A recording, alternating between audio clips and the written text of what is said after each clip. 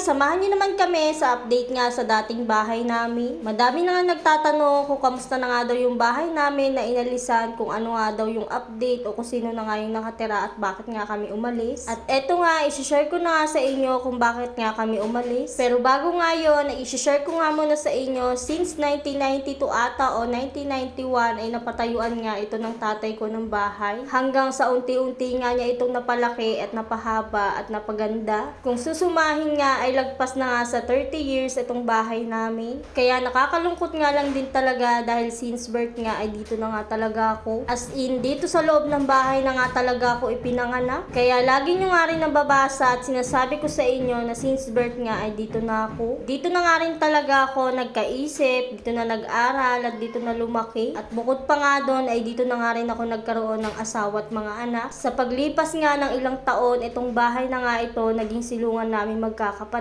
Nagkaroon nga kami ng sariling pwesto dahil nga itong bahay na to ay talagang ginawa ng tatay ko para sa amin. Halos dito na nga din ginugol ng tatay ko lahat ng pinagpaguran niya sa pagtatrabaho para magkaroon kami ng sariling bahay. Kaya laking pasasalamat naming magkakapatid dahil nagkaroon nga kami ng bahay sa loob ng 30 years at hindi kami nangupahan. Pero nakakalungkot nga lang din talaga dahil ganito nga talaga yung nangyari. Habang ginigiba nga itong bahay namin ay sobrang parang nasasaktan ako, pati nga itong ulan ay sumasabay nga rin sa nararamdaman ko ng mga panahon na to. Dahil ramdam na ramdam talaga namin yung lungkot simula nga nang sinisira na nga itong bahay. Masakit para sa aming mga anak, lalo na siguro sa mga magulang namin at lalo na sa tatay ko. Pero kahit ganon, alam naman namin na may plano nga si Lord kaya dinala kami sa ganito. Nakakalungkot lang din talaga, lahat ng memories ay nandito at talagang mananatiling memories na nga lang talaga. Kahit anong laban natin ay wala na tayong magagawa kaya kailangan na lang din nating sumunod. Grabe, nung mga oras na nga yan na hindi nga talaga tumitila yung ulan at habang ginagawa nga ito o tinatanggal yung mga gamit o yung mga kahoy-kahoy ay talagang umuulan pa rin. Sobrang lungkot at sobrang sakit ng mga araw na to na nakikita ko na nga na ganito yung ginagawa sa bahay namin. Pero nung mga panahon na nga yan ay nakikita nilang patawa-tawa lang kami pero talagang masakit at nakakalungkot. Ganun naman talaga tayong mga Pinoy, kahit na nasasaktan na ay nakangiti pa din. Nako mga mi, pagpasensyahan nyo na nga kung bakit parang lumungkot nga yung boses ko dahil sobrang namimiss ko nga itong bahay na to. Bumabalik kasi sa mga alaala ko yung mga memories nga dito, lalo na nga nung tinatayo pa nga lang itong second floor namin. Parang elementary pa nga lang ako noon nung tinatayo nga itong second floor at tuwang-tuwa nga ako dahil may hagdan na nga kami. Alam nyo yun, yung parang kapag ka may second floor ka nga dati ay mayaman na nga kayo.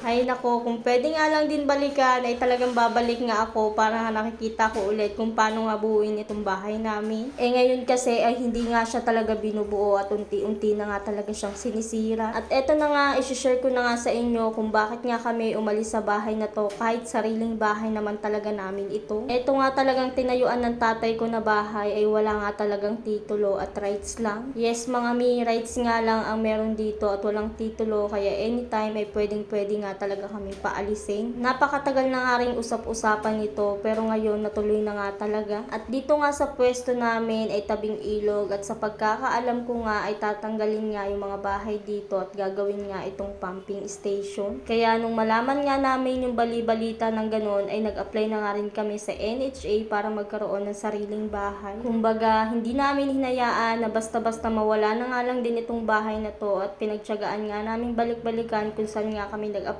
Yes mga mi, nag-apply nga kami at hindi nga kami basta-basta binigyan na lang ng bahay or hindi basta-basta na pinalipat na lang. Talagang pinagtiyagaan nga namin magkakapatid na pumunta nga doon para nga magkaroon at hindi nga masayang itong pinakaginawa o pinakapwesto ng tatay ko. Para nga itong pinaghirapan niya ay hindi lang basta-basta masawalang bahala kasi alam namin na pinagpaguran niya talaga ito para sa aming magkakapatid kaya hindi din namin sinawalang bahala. Kaya kung mapapansin nyo, tatlong magkakapatid nga kami ang nakakuha nga ng slot doon sa nilipatan naming bahay. Kaya laking pasasalamat pa rin namin sa tatay namin at sa magulang namin dahil kung hindi dahil dito sa tinayo niyang bahay ay hindi rin kami magkakaroon ng sariling bahay. Yes mga mi, yung nilipatan nga naming magkakapatid ay magiging sarili na naming bahay. At eto nga, mapunta tayo sa video na to ay unti-unti na nga talagang nasisira itong bahay. Sobrang nakakalungkot at hindi ko nga rin talaga mawari yung pakaramdam ko noong mga oras months na yan. Paano ba naman kasi ay unti-unti na nga talagang nauubos, so unti-unti na ang natatanggal yung bahay namin. Sobrang mamimiss ko talaga itong bahay na to at hindi ko nga rin talaga makakalimutan ito. Alam ko sa iba ay parang napaka-OA ko na, pero kung kayo yung nasa sitwasyon na to ay mararamdaman nyo talaga na masakit. Alam ko na marami nga rin nakaka-relate sa akin dahil yung iba nga ay naranasan din ito. Dahil meron nga rin mga nagko-comment sa akin at nagme-message sa akin na ganun nga din daw yung nangyari sa kanila. Kaya sa mga nakakaranas na ito ngayon ay sending hug po sa ating lahat at makakaraos din tayo at malalagpasan rin natin ang lungkot. Sa ngayon ay masakit pa talaga at unti-unti rin tayong maghihilom. Lagi lang din nating isipin na kaya nangyayari sa atin ito dahil may plano nga si Lord. Kagaya nga na nangyayari ngayon na kahit nga umalis nga kami dito sa bahay namin ay nagkaroon naman kami ng sariling bahay. Yes mga mi, sariling bahay talaga at may titulo na. Kaya hindi na nga rin talaga kami mangangamba na papaalisin kami dahil may titulo na yon, hindi kagaya dito sa bahay na inalisan namin. Ika nga nila kapag may nawala ay meron nga rin darating. Kaya sa nangyari nga sa amin ngayon ay malungkot talaga sa malungkot at sobrang lungkot talaga, pero binigyan kami ni Lord ng pagkakataon na magkaroon nga ng sariling bahay at may titulo na. Kahit nga noong mga panahon na yon ay nag-iisip pa nga rin kami kung paano nga kami kung sakaling paaalisin na kami dito.